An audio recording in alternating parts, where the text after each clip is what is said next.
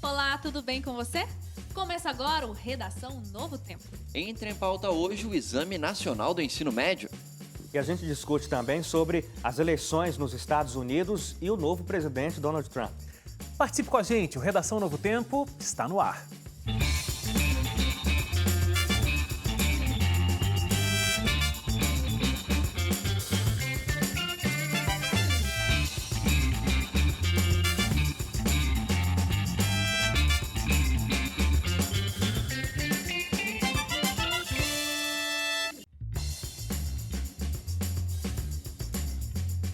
Começando o nosso Redação Novo Tempo, muito obrigado porque mais uma vez você está aqui junto com a gente, discutindo os assuntos importantes, relevantes do nosso programa. Hoje, então, nem se fala, altas notícias que a gente vai comentar, como você viu aí na nossa escalada, e você pode participar com a gente através das nossas redes sociais. O nosso site, primeiramente, novotempo.com/jornalismo, facebook.com/ntjornalismo. Você conversa com a gente também pelo Twitter e o Instagram.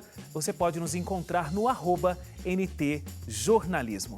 E aí, Elio Moura, tudo bem com você? Tudo certo. Um abraço para quem está acompanhando a gente em casa, pelo rádio, pela televisão ou pelo smartphone, né? Hoje em dia, a juventude está usando isso. A juventude, né? Dizem hoje em dia que isso está muito comum. Isso é supimpa. E aí, André Leite, tudo certo? Olá, Wagner, olá, amigos e também o pessoal que está assistindo em casa. Quero mandar um abraço para o meu primo Neto e a esposa dele, a Johanna, que moram em Bauru e falaram que iam estar assistindo hoje o Redação Novo Tempo. Um abraço para vocês. Suzane, o seu abraço.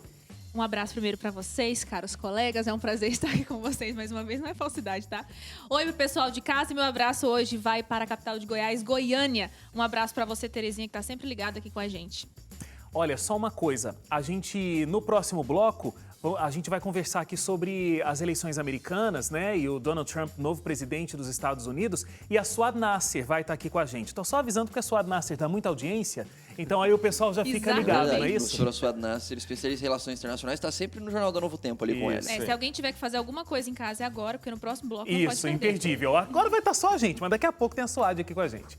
No último final de semana, aconteceu em todo o Brasil o Exame Nacional do Ensino Médio, o Enem, que é o principal acesso para as universidades públicas brasileiras e também serve de seleção para programas do governo, como o ProUni, que oferece bolsas para instituições particulares, e o FIES, que disponibiliza financiamento com juros baixos. No total de aproximadamente 8.400.000 inscritos, 5.800.000 compareceram para fazer o exame.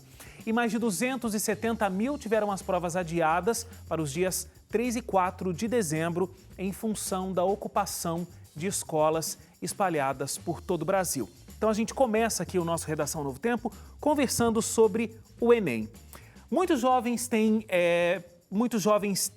nesse exame uma grande esperança de conquistar um futuro melhor através do acesso às universidades, seja diretamente ou através desses programas públicos que a gente estava conversando, né? Vamos lá, como é que foi o Enem em todo o Brasil aí? Quais foram as notícias que mais chamaram a atenção de vocês com relação ao exame? Para mim, o exame desse ano, o grande ponto é que nem todo mundo conseguiu fazer o Enem, né? Porque tinham várias escolas que estavam ocupadas. E muita gente agora vai ter que fazer, acho que é dia 5 de dezembro que vai... 3 e 4 de dezembro. 3 e 4 de dezembro o pessoal vai fazer.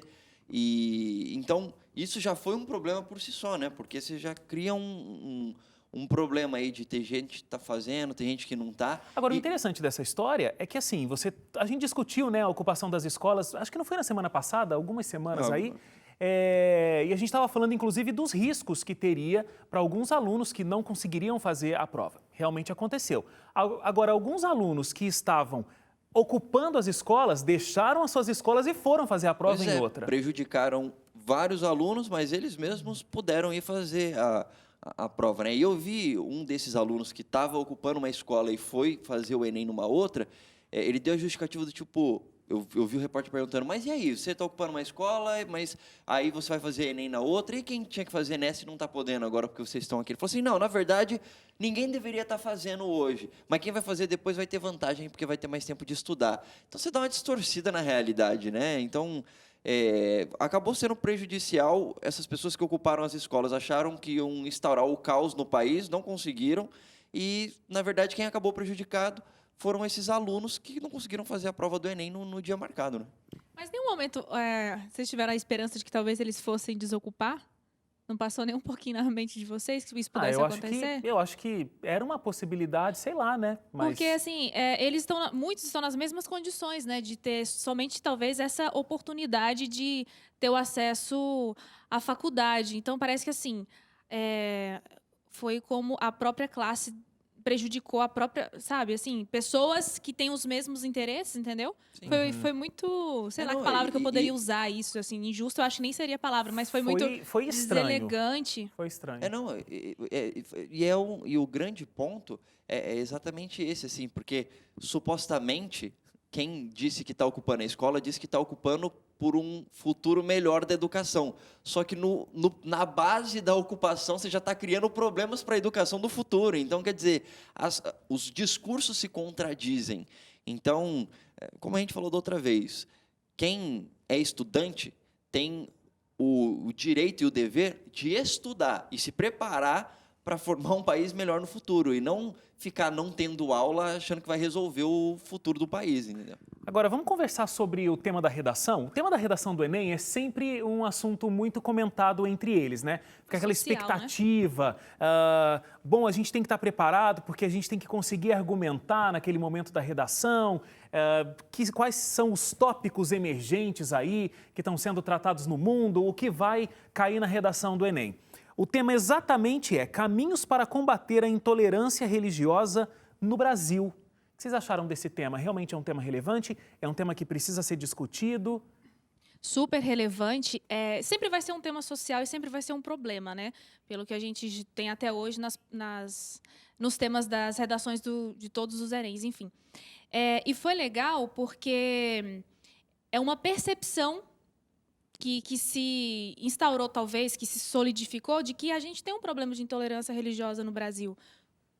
Porque talvez a gente, por viver num país, num estado laico e tudo mais, a gente tem a impressão de que talvez isso não seja um grande problema, não tenha causado tantos efeitos sociais, inclusive até mortes, como a gente vê no Oriente Médio, por exemplo, né? Então, acho que escolher esse tema foi bom para mostrar que não, esse é um problema que a gente tem.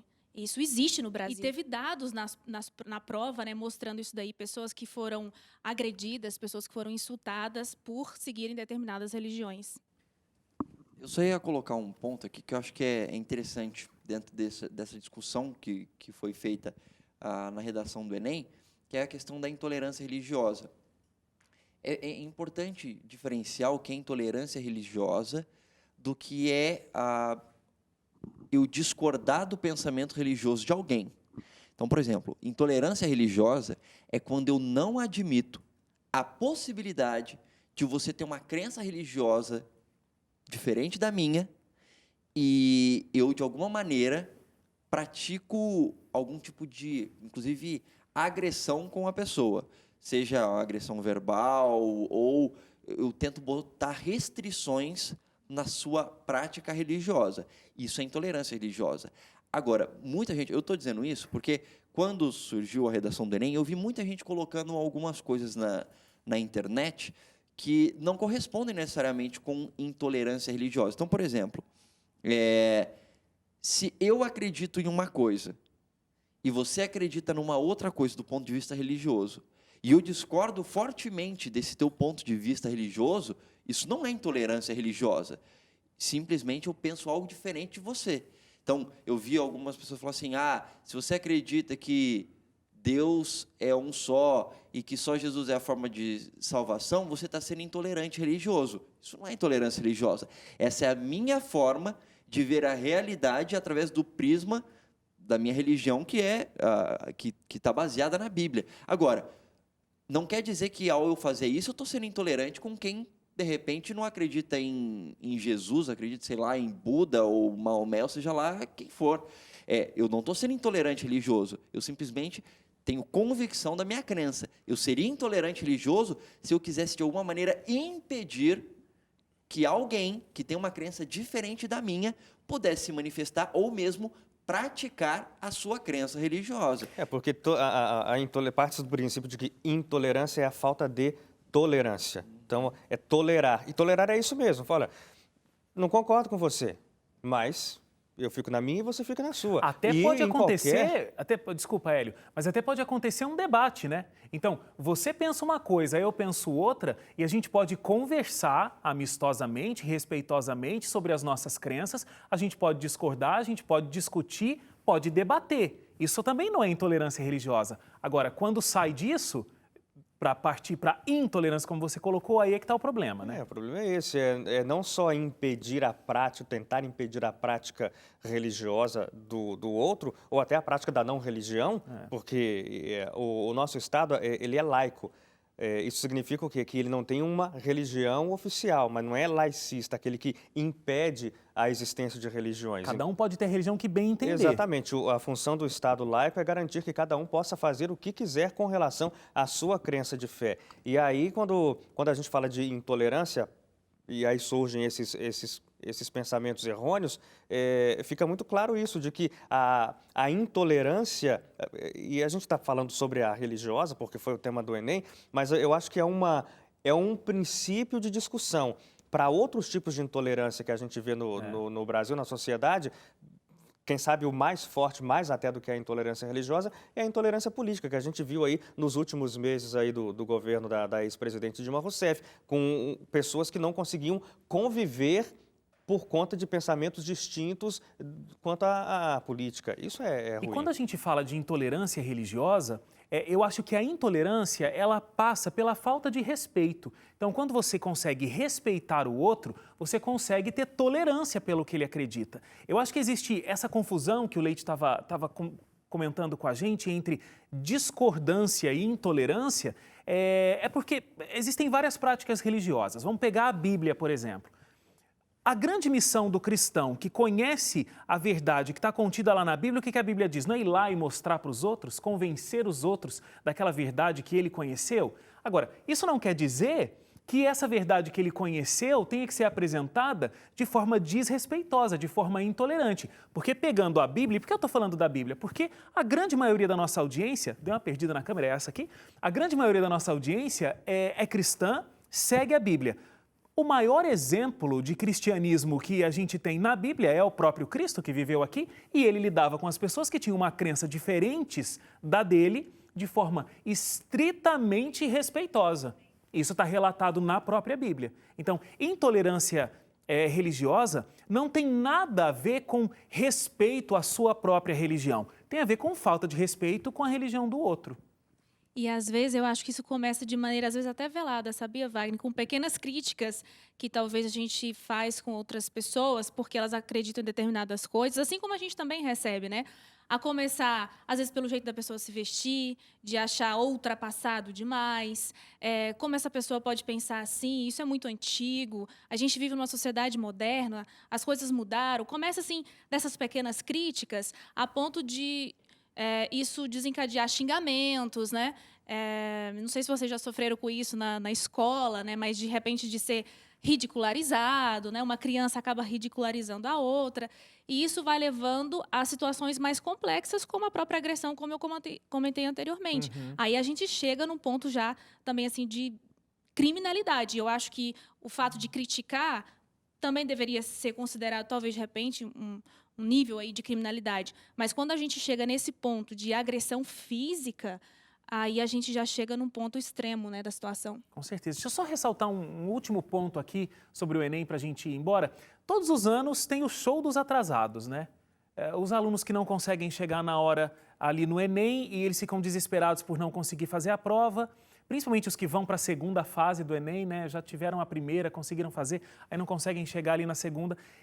E a mídia dá um tratamento todo especial para esse assunto. Reportagens mostrando os atrasados de forma até bastante cômica. O que vocês acham disso? A mídia tem se aproveitado e tem feito um show à parte com relação aos atrasados? Não só a mídia, né? Mas as pessoas têm se aglomerado na frente dos portões. Exatamente, só para ver. Só para ver a situação, só para ver aquele show de desespero ali. Tipo, vou sentar aqui, quase que já com a pipoquinha na mão, para ver o show de desespero das outras pessoas. Não, é isso mesmo. Tem alguns cruel, blogs né? Que são de humor e tal, eles fizeram o camarote VIP da dos atrasados do Enem. Eles foram, inclusive, teve um que foi na frente da Uninove, que é o maior local de provas do Enem na cidade de São Paulo.